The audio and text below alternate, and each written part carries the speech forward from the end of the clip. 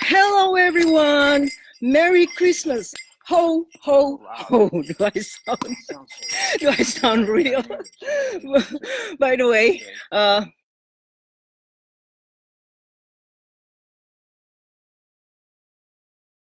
front yard and Freckles and Joey G are in the background playing. So that's my baby. That's my other baby there. So they're playing catch. How is your Christmas, ladies and gentlemen? I hope you had a great one.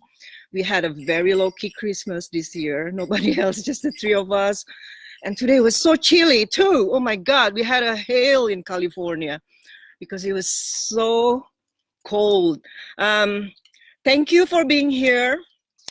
And please, before we start, please like, comment, or laugh, or love, or forward this broadcast so it goes to the newsfeed. That it will help me a great deal. So I can, the more you help me, the more I can help you. As simple as that, okay? So I would like to announce before we start, and as always, whenever Karina went away for however long, when she comes back, there is always engagement news. So this month, which is December, we have already had 5 engagements. And so this year we have had 60 engagements. So it's like 1.25 engagement every week. And I'm very excited about the results that my teachings bring. But of course, some of you may think that all Karina does is promoting marriage, babies, engagements. Man, it's not true at all.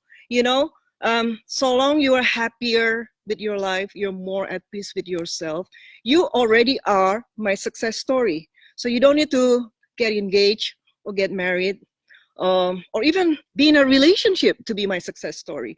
If you are happy with your life, you're at peace with yourself, you're happy with your job, you're getting promoted at your job, so like some of my clients, you already are my success story. So congratulations to you all, okay? And please do not miss my retreat. It's coming back in June. It's June 27th throughout the 30th. You'll be leaving on July the 1st. So June 30th is the last day, which is also the day I would also have a workshop on overcoming depression. Throughout the years, a lot of people already asked me this question, Kat, when are you going to have a workshop or a program on depression? This is the time. So please come to my beautiful abode in paradise. I live in paradise, ladies. So, and then I'll teach you everything about what depression actually is and how to overcome it. And you might wonder, what are your qualifications, Kat, to be able to talk about overcoming depression? My qualifications are that I have transcended all mind diseases. That includes depression. So I can no longer depress, even if I try. So, and I have a secret for that. Why you are depressed, and of course, it's not going to be in accordance with what is being propagated out there, especially by the pharmaceutical industry. I'm not into drugs for curing depression. I mean, obviously there is a time and place you can drug yourself, but it's not a solution to the problem of depression. Okay, your depression cannot be cured by drugging yourself to oblivion. And so I will explain in the one-day workshop what depression actually is from the point of view from the point of view of someone who has transcended thoughts, who have transcended the mind. I consider myself as someone who has come to that place. And again, when I say these things, it's not because I'm arrogant. It's only arrogance when you don't have anything to back you up. I have a long list of success stories of my clients who get off medications, or just clients in general who overcome a lot of troubles in their lives, in their relationships, through just following my teaching. So I think that is a very convincing qualifications. But if you're not resonating with me, so you don't have to follow me. So don't worry about it. So only for those who already know what my teachings are, already following me for a while, who knows what I can do for you, those people will benefit from this workshop. So you can come the entire 3-day retreats, or just come for the one-day workshop. You have a choice. You can choose 3 days, 2 days, or 1 day of the event. Okay. And another thing is, regarding the course, I have the course based on my ebook. Right now, we are opening for 20% discount, but there is only one seat left. And I'll be listing all the lists that you need to see on the OP or the post later on. So I don't want you to bang at my door. I mean, the 20% off is gone, and then that price will be gone forever, because you know what? My programs and courses are so reasonably priced. I'm not going to charge you pretending that I am some, hot shit by charging you $25,000 for my private coaching, for example. Yeah, there are people who do that because they think they're so great that I can charge just whatever, because my business coaches tell me that I can charge whatever, for my coaching. And I'm not that type of person. I know what my programs are worth. Okay, and it's not gonna break your bank. And if you've been following me a while, you've been following my success stories. My success stories are real, complete with long, heartfelt testimonials. Nobody else in the business has that. And if I say that again, it's not to bash other people. It's just fact. It's just fact. All right. I like to talk about facts. Anyway, thank you for being here. For those who just tune in. So let me see who are here. Elita, happy holiday to you too, honey. And Natalia, have a great time in Bahamas. I hope you meet a cute guy. And there is Ingrid. And okay, everyone, thank you for being here. Now, I will just read the first question. This is from Deidre. Deidre has a very good question. Hi, Kat. I don't know if you did your live class yet, but I was hoping for your take on who pays and for how long. I've heard a lot of opinions, but I feel like all the comments quite hit the mark. As lots of the ladies say on the page, the money or a financial expense isn't as much the issue as the vulnerability to let a man dote. I've been dating a really doting man for 2 months. He loves taking me out and has planned the most awesome dates. He pays for mostly everything except when I literally feel like he's too generous and I will over. On those rare occasions, he seemed to reluctantly accept, but didn't appear comfortable with it. That being said, how long is this he pays supposed to go for? He's shown no signs of being bothered by paying, and even started pursuing further to ask me to be his friend after this last weekend where we went away, and he paid. For some reason, I'm trying to play mind reader and figure out if this secretly bothers him. This generosity is so foreign to me. Is this the kind of thing that will eventually make a man want to leave? Is it he secretly annoyed that dating costs this much? Should I offer to pay more? What is a man's relationship with money versus expense of dating? And if I do agree to be his girlfriend, when or am I supposed to pay? He out earns me by about 50% for the record. and he knows. I can still technically afford to pay sometimes, but it feels unfeminine. And he's never asked me to. So just keep riding this wave and let him lead. Let him lead, right? If he wants me to pay sometimes, he will, right? What do you think? Thank you. And thank you for your updates. I love to see how much you have, how much fun you have on your trips. Okay. And then PS, just for more reference, this weekend he started jokingly said that I would have his last name someday, and I could see myself being happy living with him. This is after a weekend away of me experimenting with paying for absolutely nothing and up and observing. I felt way. Again, this isn't about the money. It feels more like a goddess thing where the universe's men organically fall over themselves trying to please a goddess. And the less he does, the more they try. You thought in your ebook, it rang so true. I still remember the moment I read that on the beach this summer. Your teachings are incredibly meaningful to me because I've read and listened to many male gurus, and they're very, very helpful, like Eckhart Tolle, Muji, Anthony de Mello. But there is something about hearing this wisdom coming from a woman. As a woman, that feels different. Thank you, Deidre. I'm not a feminist type of person. I don't think men are bad or have it better than women or whatever. But there is something about the sacred feminine that male gurus aren't quite able to explain. No one has spoken to that energy the way your teachings do, which is why I really appreciate your voice right now. You describe female energy as not better than male energy, but very different. God love our men, but they don't understand that because society puts more pressure in them than on us to ascribe to their gender roles. That is my personal belief.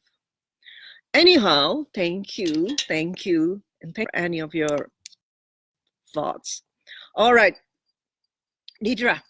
So here are the facts. The facts is he loves taking you out, and you never ask to be taken to a certain places, right? And you already profusely thank him after every date. And fact number 2, listen, I love talking about facts. Fact number 2, he earns 50% more than you do. So yes, substantially more than you do. And he hasn't mentioned that, or even offered, because some guys do that, like, do you want to pay the tips or anything like that? When they mind that they pay much, they will start to open their mouths, right? Asking you for a tip or anything like that. So he hasn't done any of this. He hasn't complained. He likes you. He's courting you. He's investing in you. So why don't you just enjoy the ride and trust in the process? When he wants you to contribute more financially, he will more of it. Trust me on that.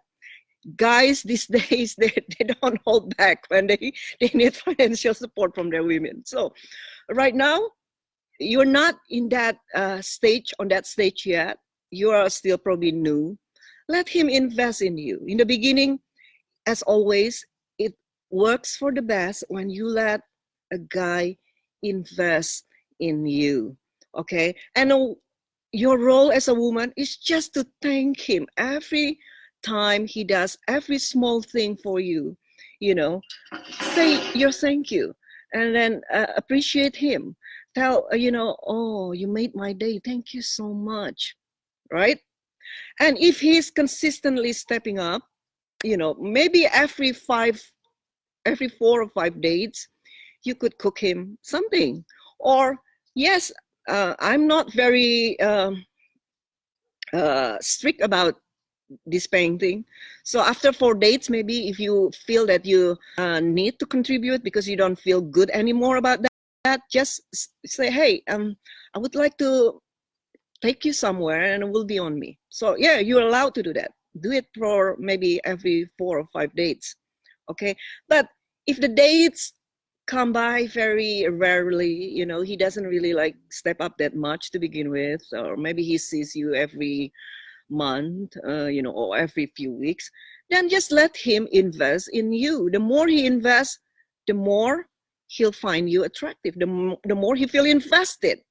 For a change, let the guy be the one who is more invested than you, because most of you who comes to me, you are the one who are over invested. So change that, okay? Just being in the position of receiving, just observing, and be thankful always, and always show admiration, show like kind words that show your appreciation to your guy. They will not mind for spending money on you when they know you are very appreciative. That's all what most guys need. And if they're not happy about that, you will hear it from them. Believe me on that. Or they will just probably stop courting you. So, but then again, why do you want a guy who is worried so much about, spending money on you when you're being responsive and receptive? You being a goddess, okay? So if a guy stops taking you out because he thinks that you never offer or anything like that, then he's not the right guy for you. I'd rather be with a guy who is okay with giving, because one day down the road, when you're already in a relationship, if in the beginning he was so tight already financially, he will not get better. So trust me on that. So enjoy it while it lasts. All right. So whenever you are in a relationship and you live together, you share financial obligations, then it will become obvious how much he's willing to to burden himself or to take over in terms of financial obligations. And then you can discuss it. But right now, it is his job to court you. It is his job to impress you, not the other way around. Let him impress you and reward him generously for that, with your kind words, with your feminine energy, with your loving and affection. That's how you reward a guy. It's not a tit for tat thing. Okay, I hope that answered your question, Deidre. So, and another thing is about gurus, many gurus, and that you appreciate me of being a woman. Yeah, thank you so much for that. Thank you for the recognition. And to be honest with you, with all these gurus, most gurus who resonate with me are male. I don't know why. It's the male part of me. I've never been so drawn to any female guru, and I don't understand why, because I just think they don't really suit my male intellect. And I have to admit that I have a lot of maleness in my intellect. That's why I find the Buddha, for example, very intriguing. I find Ken Wilber as my yang side, and I find Osho as my yin side. They're all men, but they provide every avenue of wisdom, of every part of wisdom that I can relate to. So I'm glad that I somehow fulfill that role for you. Though I don't necessarily think I'm a guru type myself either, so I'm just really very ordinary. I don't pretend to be somebody I'm not. You see me, I'm always real. I don't try to pretend that I'm a saint or I'm holy or I'm this and that. And something doesn't sit right with me, I will express it. And the difference is I accept myself. I never doubt or judge myself. So when people say, "Oh, you shouldn't do this," or as someone who claim, so this and that, I said, claiming enlightenment doesn't mean you are now become a different human being. In fact, enlightenment makes you very ordinary. Like, I feel very ordinary. I'm just my natural self at all time. If somebody annoys me, I will be very honest about it, that somebody is annoying. And I don't pretend that, I'm over that sort of thing. I don't need to pretend, because I like myself. I approve myself. And I hope also by you following me, you will see that uh, being an ordinary person actually makes you very extraordinary. Why do I say that? Because a lot of people in the world, they refuse to be ordinary. They want to be somebody. They want to be different. So they go an extra length, go backward, bent out of shape to be different, right? While to be different is just to be who you are, warts and all. You don't apologize to be yourself. Like, I never apologize to be myself. I like myself, you know. And some days, probably I wouldn't be in my best self. Some days people will think that I am acting like a brat, whatever, but I forgive myself first and foremost. Okay? So when you forgive yourself, when you accept yourself so fully, ladies, you will also forgive other people so easily, and you will accept other people with no problem. Okay? So that is my Christmas message for you. So if you have any questions, please write it on the comment sections, and I will try to answer it as best as I can. By the way, there are already questions before we started, so I will just read those, okay? This is from Araceli. In regards to rebounding man, does a man recognize he is rebounding while loving his rebound? And is that relationship ever become weak? Araceli, I know you are in love with a rebounding man who is now dating someone else. Some guys know they are rebounding. Yes, some guys don't. Those who don't know, they believe they are ready for another relationship only because something is missing in their life after the breakup, right? So they jump into another relationship. When the relationship gets deeper, they begin to realize, hey, I'm not ready 100% after all.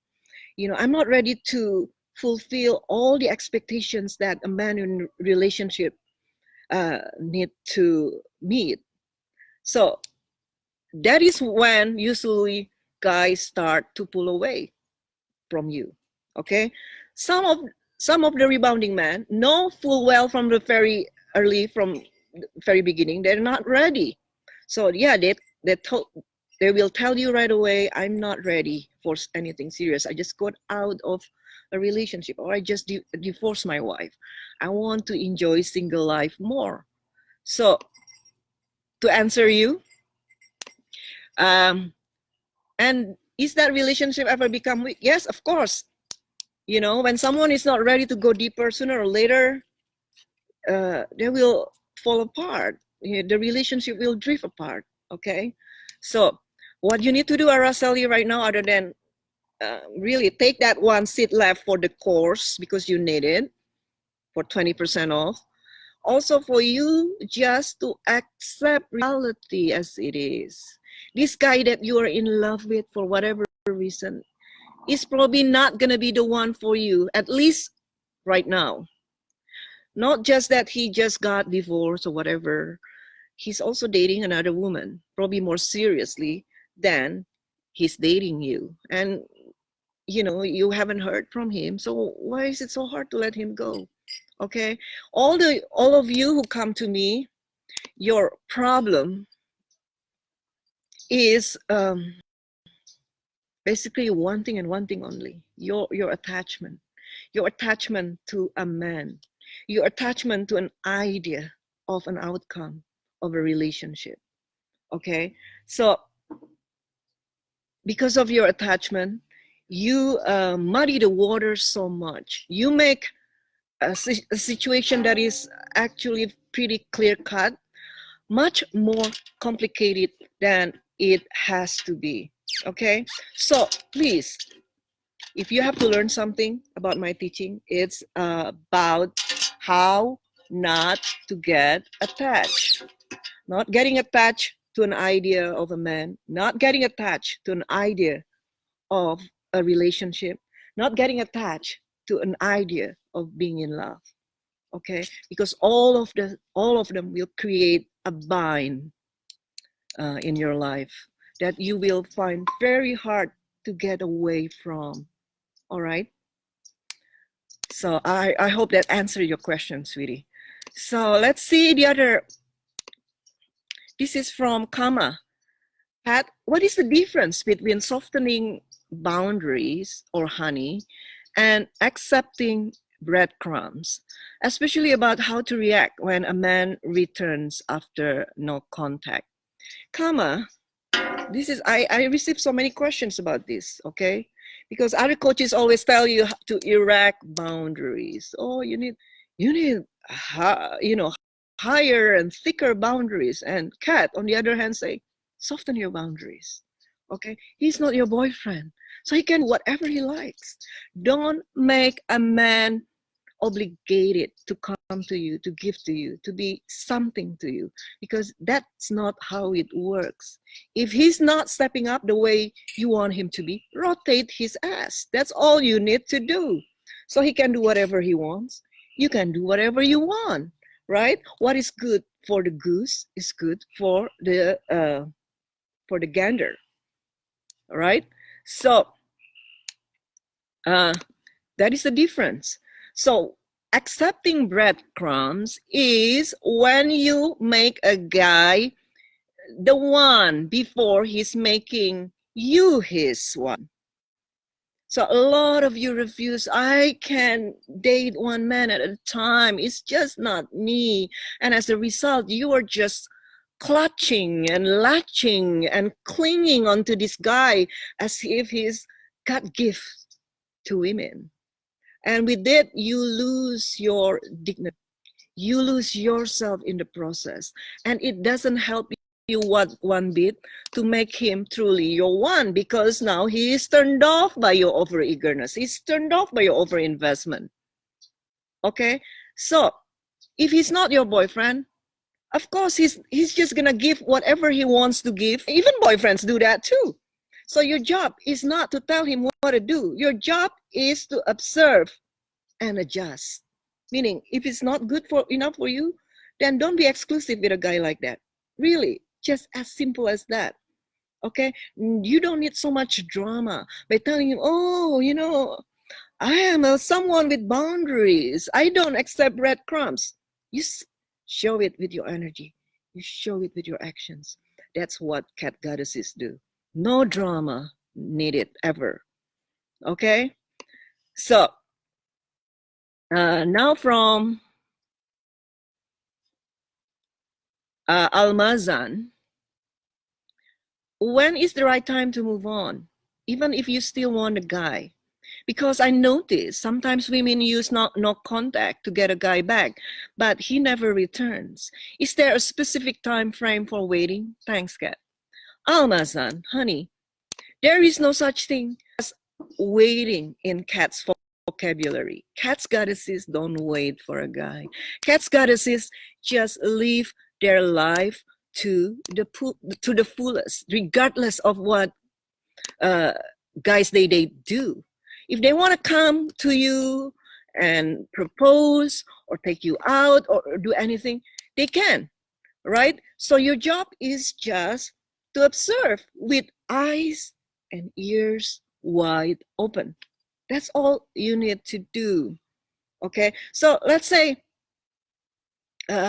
he broke up with you, or he pulled away, or he told you, I'm not ready. Maybe because you are so overeager. As I said, if you don't rotate, your energy is going to be very overeager, and he will feel so much pressure.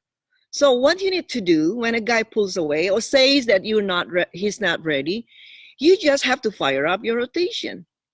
You don't even have to make a decision, should I walk away? There is nothing to walk away from, because you're already moving along with your life. You're responding to guys who pursue you. Okay, so when he's not coming back, then he's lost, right? He's just gonna be basically either he steps up or he will fade on the wayside, and both are fine. Both are great for a cat goddess, because cat goddesses don't cling, don't get attached. Okay, so all I teach you, ladies, is the highest kind of love jujitsu. It's the highest of emotional intelligence. Okay, this is what separates me from the rest. Okay, so when I say this again and again and again, it's because I know it, not because I'm bragging, not because of ego, not because of arrogance.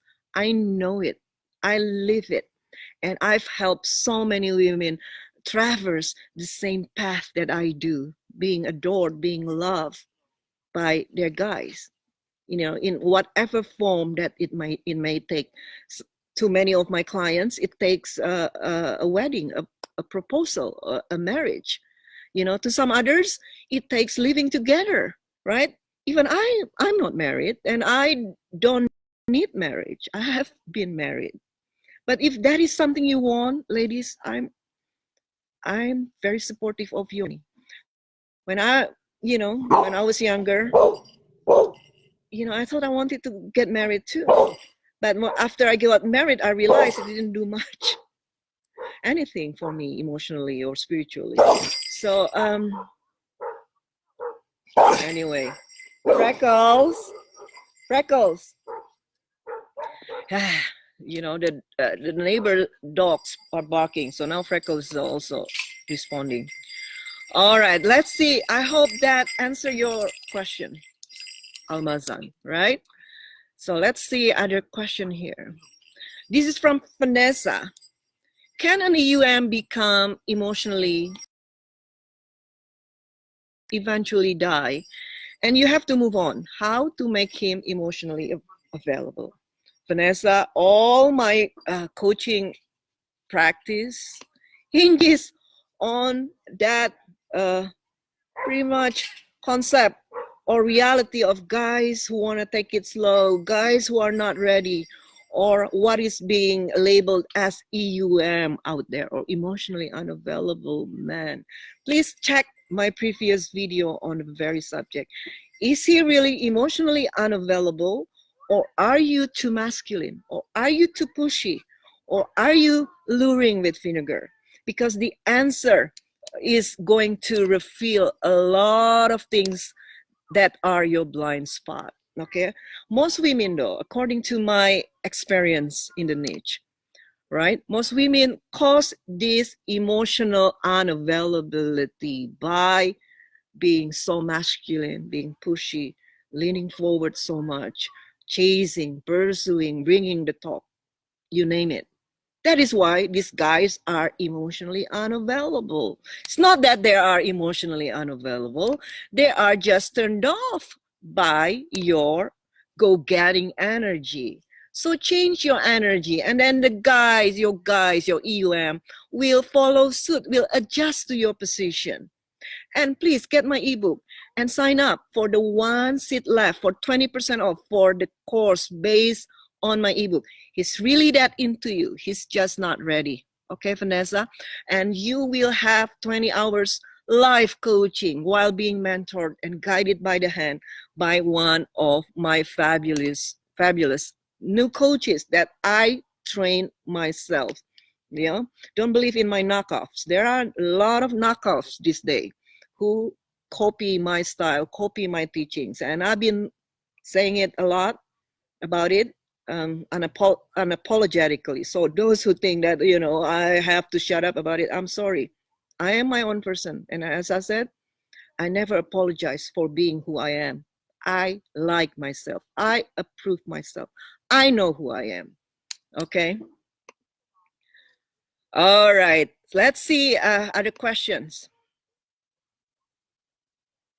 This is from Amy. Amy. Hi, Kat. When do you know you need to rotate, or that the feeling of not enough is just coming from your ego, wanting attention from outside and not finding its own source? That is a very good question, and Amy, and it takes reflection, right? Let's just say in the beginning, guys wouldn't be fully in. Let's say the first 3 to 6 months, even if they claim you, oh yeah, we are a couple, there are a lot of days that probably he will feel that he's not very affectionate toward you, or he's distancing himself, right? So instead of bringing the talk, telling him that, I feel that you're pulling away, or I feel that I'm not getting what I need, you just adjust to the situation. This is something that I teach that has been proven to work beyond the shadow of a doubt. Zipping your mouth works so well with men. It sets you apart from the rest of the female population who just like yap yap yap yap yap yap yap yap yap talk talk talk talk talk talk talk talk the whole time. Okay, so if it's still early and you find yourself wondering where he is some of the time, maybe like 3 days not getting in touch with you, or only calling you once a week, only see you once a week or twice a month, then it's a sign he's not fully in. So it's kosher for you to still rotate, okay? But if he's the one who's always calling you, who asks you out, want to book your free time, want to fill his free time with you, then yeah, you can suspend your rotation. Okay, it's not like a strict thing that you have to rotate no matter what. No, if he's booking your free time, okay, like for example, when we were still dating, Joey pretty much just like, wow, he was very possessive. And I knew that, even though he hasn't claimed me verbally, but he would call me all the time, wondering where I was. At first, I was feeling very like, Jesus, this guy is so clingy. Like, it's very annoying, because I still wanted to rotate, right? I still had a few great guys in my rotation that I want to get to know of and enjoy their company.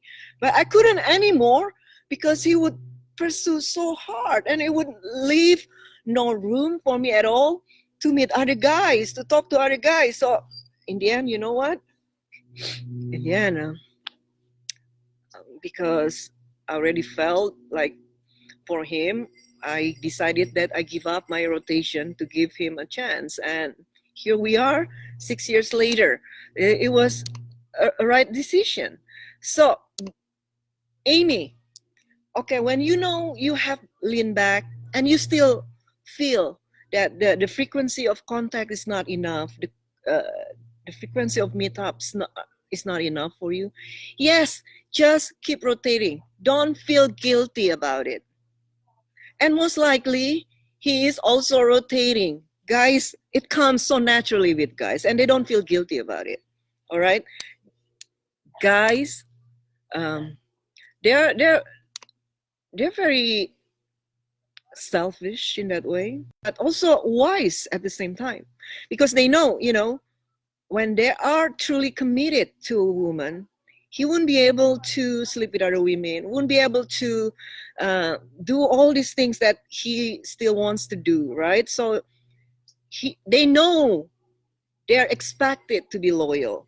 So when they're not fully in yet, they will use that period of being single as much as possible to their advantage. Even though, yeah, I understand some of them are not very forthcoming about it, because they will also say that, oh, you're my girlfriend, or they even verbally claim you a few weeks ago, but the actions don't line up, So in that case, always believe in a man's actions, not what he said 2 months ago or 3 weeks ago even, okay? Always adjust moment to moment to his actions. All right, Han, does that answer your question? All right. This is from Xiao Yue Wang. Xiao Yue. Sorry. You let me know how to pronounce your name next time, babe. Hey, Kat, Merry Christmas. I kind of got into psychic readings in the past few years. It has been driving me nuts. Can you talk about it? The person I get readings from he is kind of accurate, but it costs me so much anxiety instead of peace. Then don't get readings of any kind. That is, I'm sorry to say that, but most of it's nonsense anyway. It's bullshit. Okay, so nobody knows the future. All right, be comfortable with not knowing the future. Be comfortable with letting go of the steering wheel. You might think that I do so much, I accomplish so much, but in reality, I live according to the Wu Wei principles, which is basically letting go of the steering wheel. I let go of any control in my life. Okay, I do whatever I can do, but I don't attach to an outcome or results. So I do my best as long as I can, then I let go. I always know how to let go. I always know how to surrender. I always know how to honor my feelings where I am moment to moment. That's why I don't have trauma. I don't have regret. I don't care what people think about me. I care what I know about myself. Okay, so be that person who just cares that you know who you are, that you will never go astray in life when you know who you are. And the entire body of teachings that I give you day in, day out is to eventually for you to know who you are.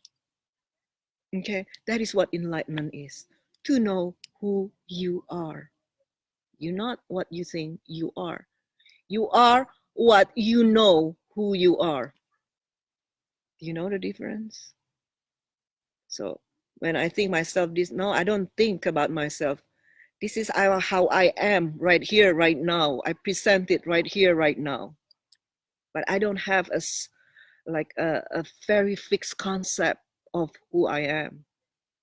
Okay, I'm just being true to myself at all time. I'm raw, I'm real, and I'm authentic. And I don't care what you think. I don't care what people think because I like myself. Go back to that. All right. So, okay, let's see another question here.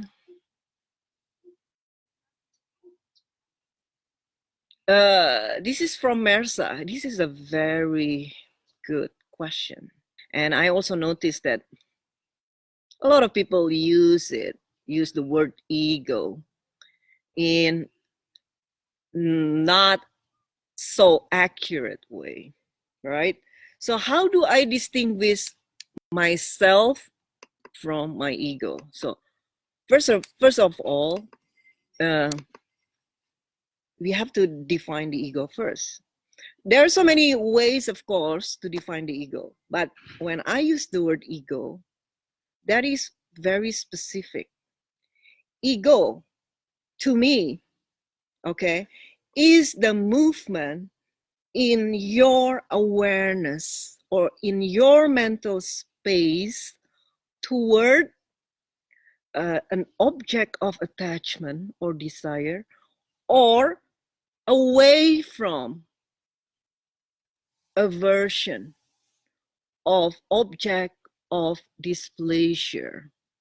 Okay, so how do you know you are operating from the ego? When you feel resistance in you. Okay, so it will be different from one person to another. For some people, ego means not talking about things that bother them. For other people, ego means talking about things that concern them. So there is no one way of approaching the ego. The only way you know if that person comes from ego or his or her natural self is what kind of resistance do they carry inside of them. Okay, so when you tell me, oh Kat, you're full of ego, how do you know? You're not in my body. This is my natural self. This is who I am. This is my actual self. So I just do what feels right and what feels naturally to me, moment to moment. Ego comes from when you think you should do something to, for example, fit into an idea of yourself being projected or expected by society out there. That's what ego is. So when you pretend to be humble, for example, while you're not really feeling very humbled at the moment, but because you need to maintain an image of a humble person, that is what ego is. That is your ego being a humbled person while you don't feel it inside of you that you want to be humble, for example. Okay, so there is no duality. When you have arrived home, some days you express yourself this way or that way, and there is no right or wrong about it. The only difference is whether or not you resist yourself every step of the way. I know every breath I take, everything I do, I never resist myself. I allow myself to be who I am moment to moment. If I want to be bitchy at this moment, I allow myself to be bitchy. I don't pretend to be not bitchy. I don't pretend to be a saint. I don't pretend to be someone who is above all this whatever concept that comes to mind. You see?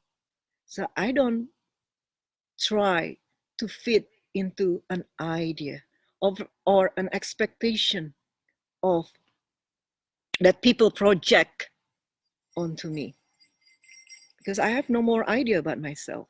I just express myself as I see fit moment to moment.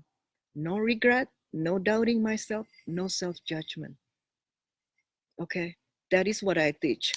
And when you have come to that place, you are always going to be very measured in your actions, because you know the minute you feel resistant inside of you, you will let go.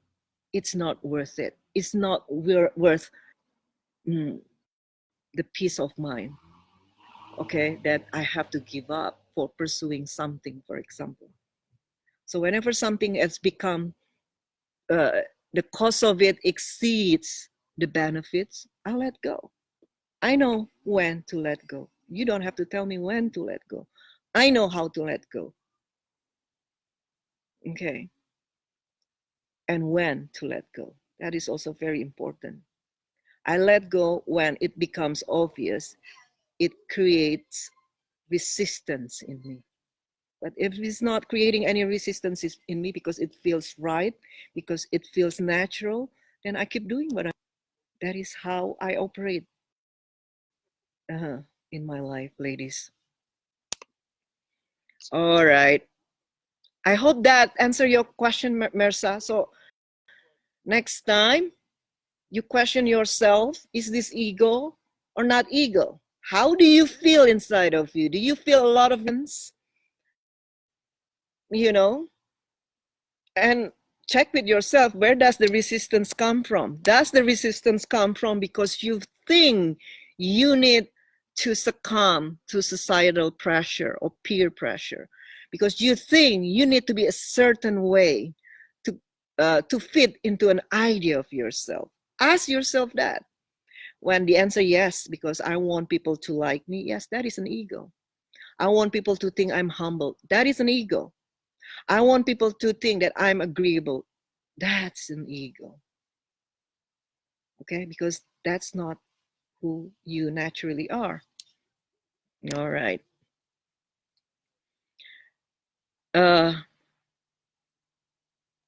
Again, about the ego. This is from Maria. Merry Christmas. What would you advise as urgent countermeasure for moments when you are aware it's your ego speaking, yet the urge to lash out, give in to anxiety is strong, especially when you can't afford to dive into full self-care, but instead need to, for instance, be very productive with work? Okay, it's a very good question, and a lot of you, it gives me a very tricky one too. So,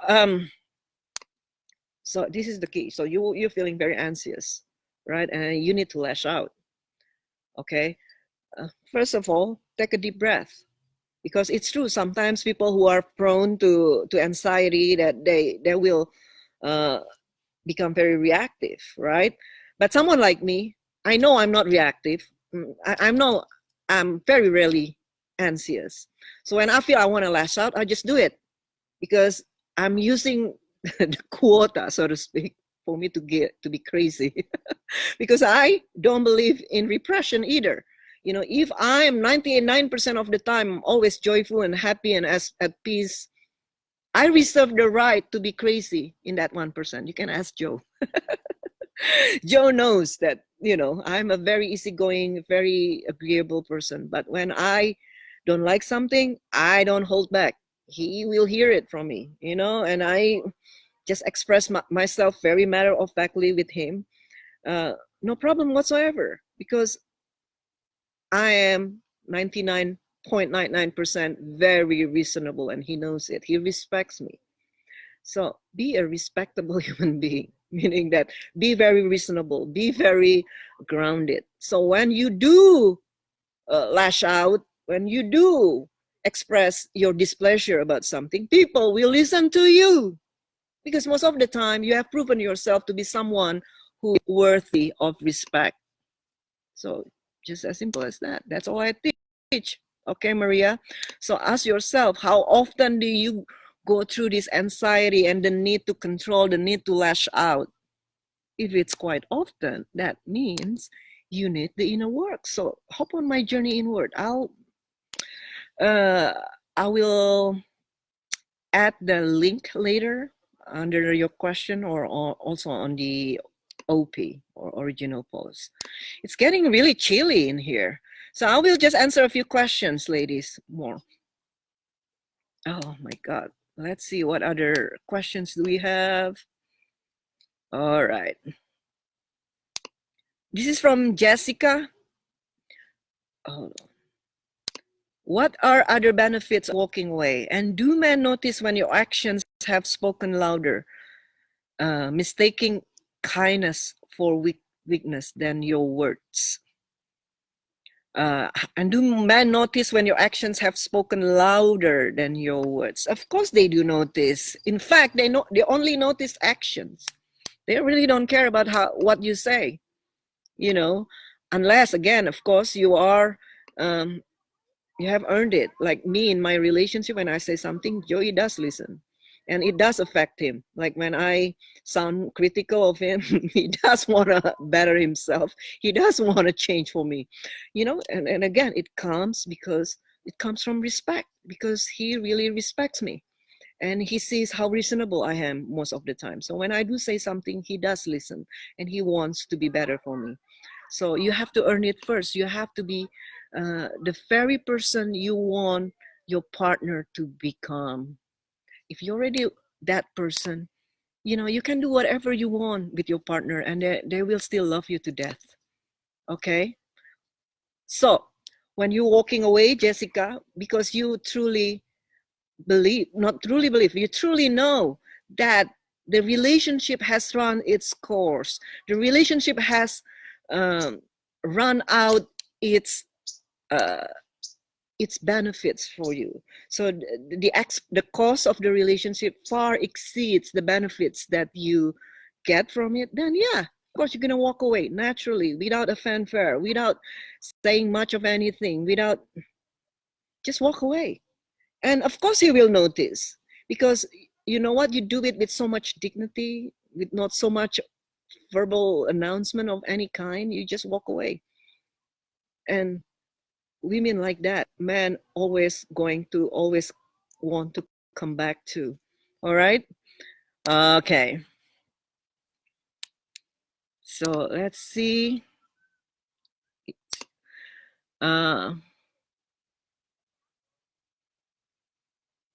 This is from Olivia. Hey Kat, Merry Christmas to you, and wishing you much success and love for the 2019. I have a question about how active we should be about going out and doing different things with eligible men. I feel like I have had never in a situation where I meet and hang out with many quality men. But on the other hand, I want to follow my heart to stay as an observer. So let things happen naturally. Like some women say, they had their husband fall under their lap when they are not looking. Could you please clarify on this for me? Thanks. It works both ways, Olivia. It works when you put the effort on meeting men, but also works when you have put the effort and then you let go of the attachment to the outcome. So do both. All right. Yeah. Go out, see a lot of men, as many as you can, but at the same time, don't be attached to any outcome. As simple as that. It will be some fine tuning, but sooner or later, you get the grip of how to do it right, and you do it not because you think you should, but you do it because it feels right and natural for you. So keep practicing until you get to that point where you feel right. It feels right and natural to you. Okay. Ooh, it's so cold. Let's see if any of you have any questions here.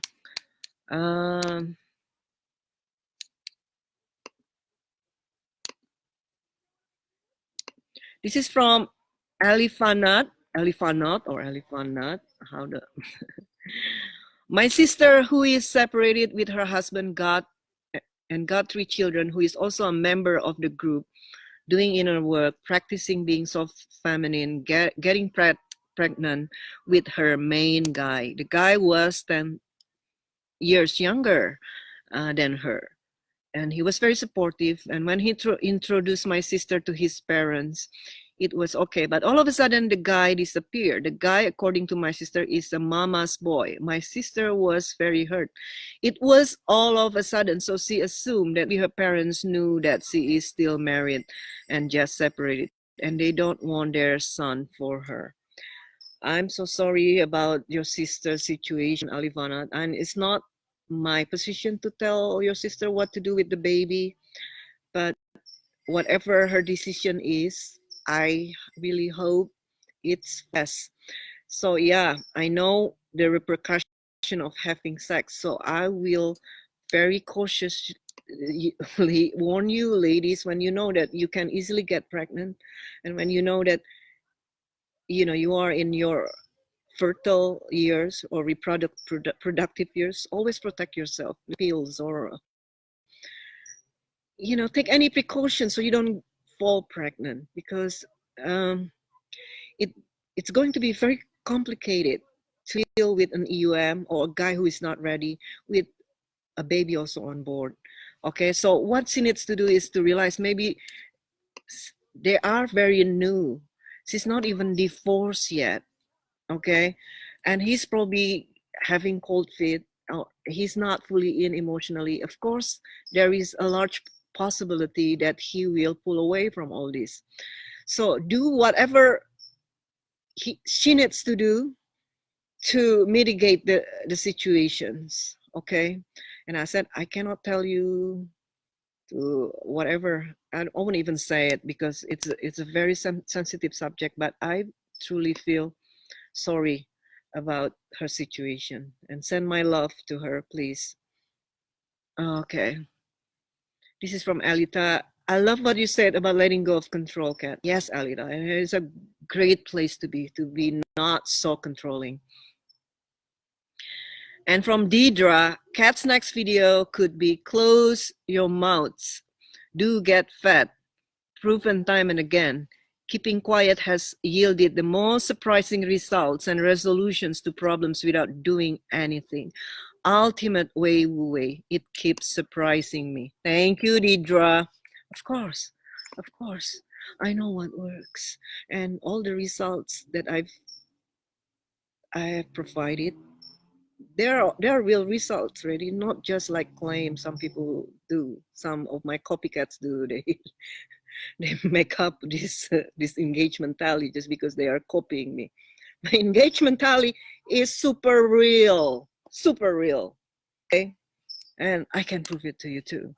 Like you always see, majority of the time, 90%, 95% of the time, I have testimonials to prove it.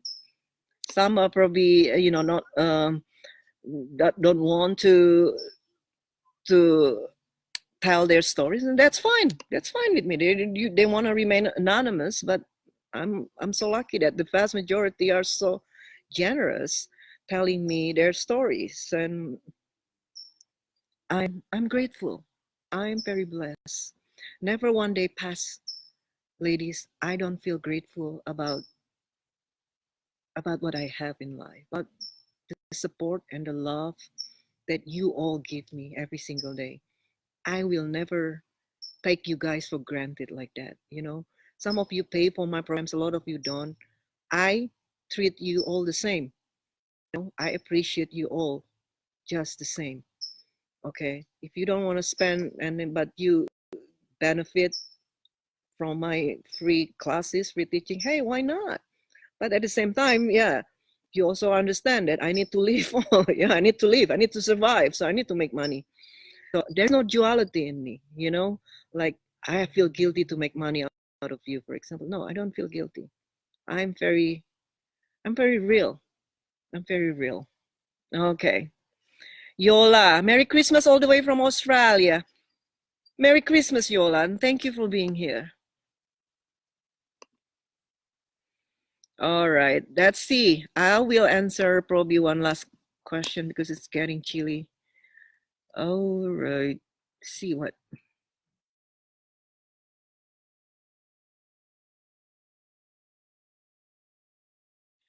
Oh my God, trying to find. This is from, let's see what. This is from Fabi. One way in which we end up in the friend zone, as you said, was too much intellectual talk or banter. Conversation is a way in which I filter out close-minded men. If I do everything else to keep things polarized or like letting him lead and initiate, mirroring, etc., and the men I've been with say they like our conversations a lot, am I still at risk of them losing attraction if I'm too smart? I never try to one up them or anything. I just think that once I'm old with a man, what we'll have left is a good conversation. So it's important to me. Thoughts. Hey, Fabi, if it ain't broke, don't fix it, right? So they're responding well to your banter, to your intellectual conversation. As long as you don't overdo it, try to force your opinions on him, then, you know, keep doing what is right. Then again, you know, it is not about rules. If things are not working, change them.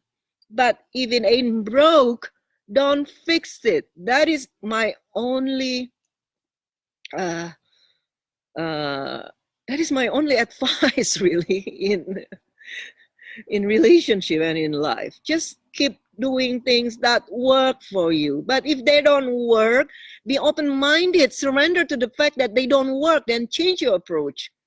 But if you're happy that things don't work for you, hey, you are entitled to do whatever fits you in your life, okay? So long it doesn't harm anyone. All right, so only when you want to change your results that you need to change. But if you don't care one way or another, then keep doing what you're doing.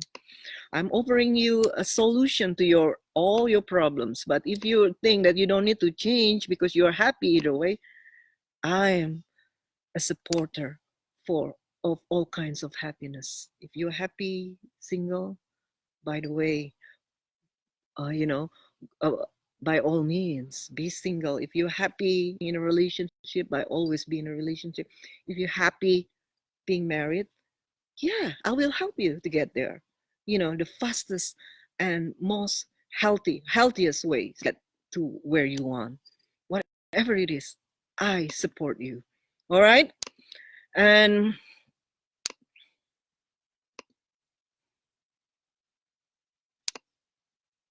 all right, let's see what else.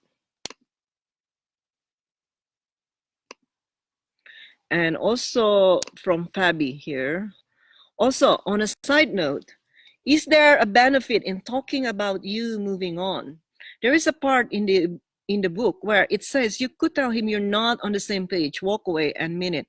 What is the best way to approach talking about that? As for now, my UM and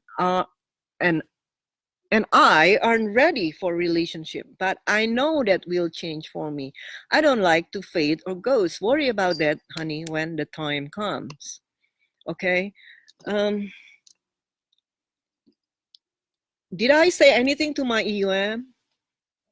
If I eventually did, because he kept calling me, he kept asking to see me, and I had to say something because Joey, right, occupied all my free time. I could no longer see him, and he was wondering what's wrong. You know, I never really responded to his calls, his texts anymore. And finally, I just said, "Hey," I said, "tell the truth.